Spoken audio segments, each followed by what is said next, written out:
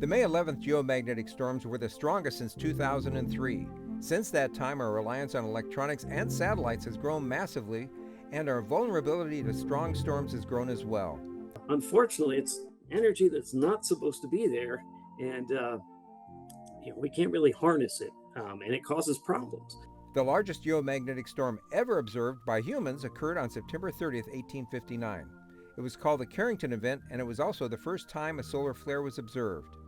In 1859, the only tech around was the simple telegraph, but the entire telegraph system was disrupted by the storm. Telegraph operators were running without using their batteries, and in some cases, some equipment caught fire. So that was the first real heads up that, hey, if you build long conductors and superimpose a geomagnetic storm over them, you're going to have some excitement. Today, geomagnetic storms can overload power grids, burning out wires, transformers, and other equipment.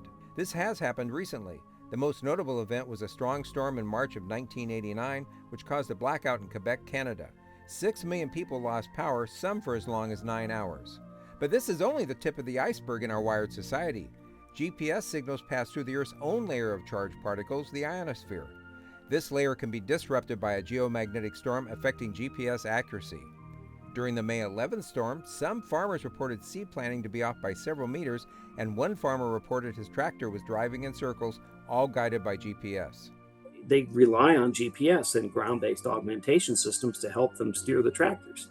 And unfortunately, when we had that big geomagnetic storm, that will disturb the ionosphere so much that GPS can malfunction, and then your tractor's going where it's not supposed to be.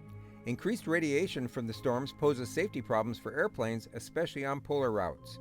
And the astronauts on the ISS were advised to avoid less shielded areas of the space station during the storm. And sometimes the increased radiation can damage the electronics on satellites. These storms also heat up the Earth's atmosphere, causing it to expand.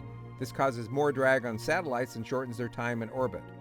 The Hubble Space Telescope ordinarily loses about 40 meters of altitude per day due to drag. This jumped to 80 meters per day during the storm. Pigeons get lost during geomagnetic storms.